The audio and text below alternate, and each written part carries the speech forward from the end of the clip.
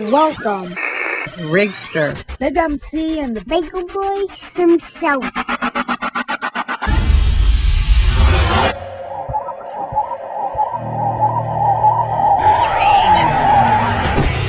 What is it that we are meant to actually do? The right thing is not always the easy thing. There is a starting over. There is a forgiveness you can receive. You came up with a certain point here. It's a whole nother topic. I knew that I believed in God. I didn't know what God to believe in. Welcome to the world gone mad.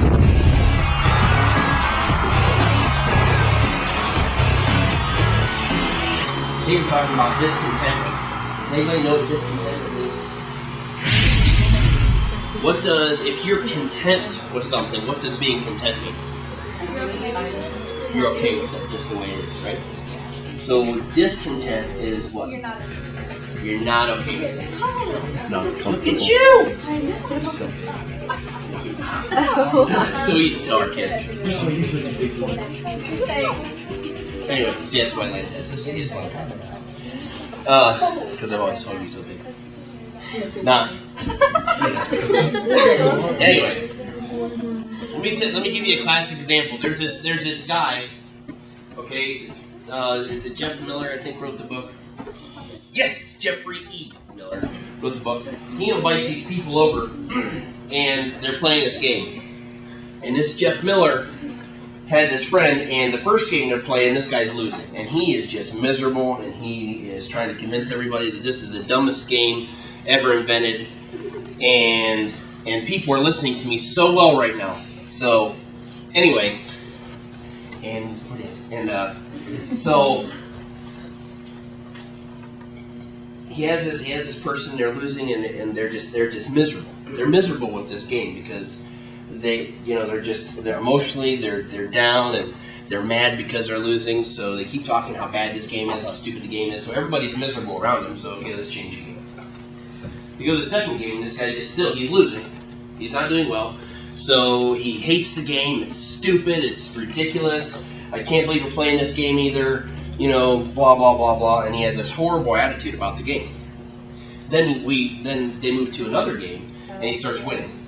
Okay? And have you ever played with somebody, played like a board game with somebody that's winning and they're real cocky? Like, oh yeah, what now? And you're like that? and then he's like all up in their face and all this other stuff. So and then he was like, okay, his mood changed with how he was performing in the games. So you couldn't just be one person having fun with the game. He wasn't content unless he was winning, and then when he was content, he was kind of miserable for everybody else. So they weren't really sure if they were happier with him when he was like super happy that he was winning and kind of in their face, or if he was like really downtrodden with the game. Because when you're losing, or if you're not doing well in the game, or if you're not doing well in traffic or work or anything, your attitude goes up and down with that. Okay? It's called being content. Webster's definition of contentment is a feeling or manifesting satisfaction with one's possessions, status, or situations. Okay? That's what Webster's definition is, or being happy where you are and what you have. Okay?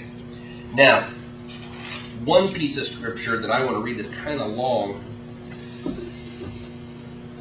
Man, I don't know if I should read it. Ecclesiastes chapter 1, verse 12, all the way through chapter 2, verse 27. But Solomon had possessions, whatever you could think of, the grandest of houses, whatever food, whatever he wanted, he had possessions. He had more money than any successor, anybody ever before him in Jerusalem. It was actually, he had more gold and silver than they had stones in Jerusalem, was said about Solomon. Talking about a guy with money. Okay? Sex. The guy had 700 wives and 300 concubines. He had, as far as guys concerned, he got to have probably more sex than anybody I could think of. Okay? You're talking, he had whatever he wanted. Slaves. He had slaves, and he had slaves giving birth to more slaves in his possession. The guy had everything. Wisdom.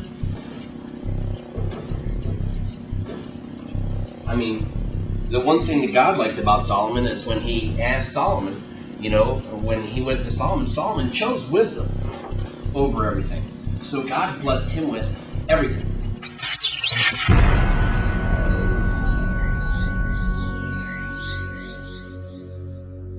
But these people have this hole.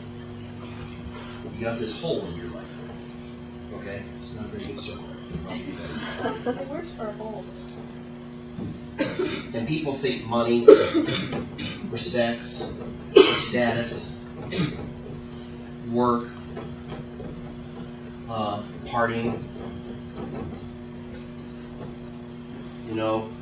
possessions, relationships. I'm getting sloppy.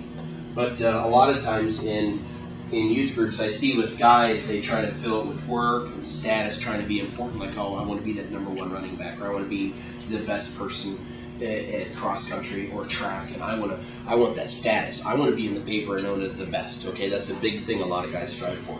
A lot of girls strive for relationships. I mean, I see girls in our youth ministry and in church over the last 15 years of my life that will date from relationship to relationship to relationship and never be able to really have a big gap in between relationships because they got to fill that void. And the bad thing is none of those ever fill that void. Solomon had everything. Anything you could ever want, he had. And he could never fill that void. There's only one thing that'll fill that void, and that's Jesus Christ. That's God fills this void. Number one, you're good enough. Number one, you're good enough. God made you. Fearfully and wonderfully made. You're made. Number one. Number two, you don't have to have something outside of that, outside of who you are, to make you better. I mean, you are who you are. And that's okay. We have 22 kids that play football in 8th grade. It's Fremont. They aren't the best school in the whole world. But I mean, there are different, realistically, it's not the best school in the whole world. No, I don't think any school around here is. But you have kids that have this kind of talent and kids that have this kind of talent. And this guy might be working giving 100%, and I'm real proud of this guy. But this guy doesn't have to give 100% to be decent. But it's what we strive for as coaches or anything is to have everybody give 100%. Or as an employer, you just want your guys to give 100%. If you have this full, you're not trying to fill it with everything else. And when you're working, you're not working for the status, you're working for God. And possessions? Well, if you have it, be happy with what you have. You don't have to have so much more. How to choose contentment. Number one, recognize that your possessions are gifts. What you have is a gift from God. Whether you have a car, whether you have money, whether you have a good job, it's a gift from God. It's something that you have. It's a gift. That it's not something, when you realize it, you don't take God for granted. The second one would be avoid making comparisons. I have a 1975 Corvette, but he has a 2009 or 2010 Corvette. I want that one. When you start comparing what you have to other people, it spawns discontent. I was in a very abusive family growing up with parents that were just very abusive. Very abusive. I came close to death a couple times when growing up. Very abusive. And that's just the truth. And I grew up with brothers that grew up with a brother that worshiped Satan. They got into Satanism. I went brothers that were into drugs. One brother went to prison for dealing drugs. I've been in all those circumstances. I went to 9 different schools in 6 states growing up. And that doesn't include colleges. Okay? And people would say, man, how tough was that? You know what? I'm thankful for all of it.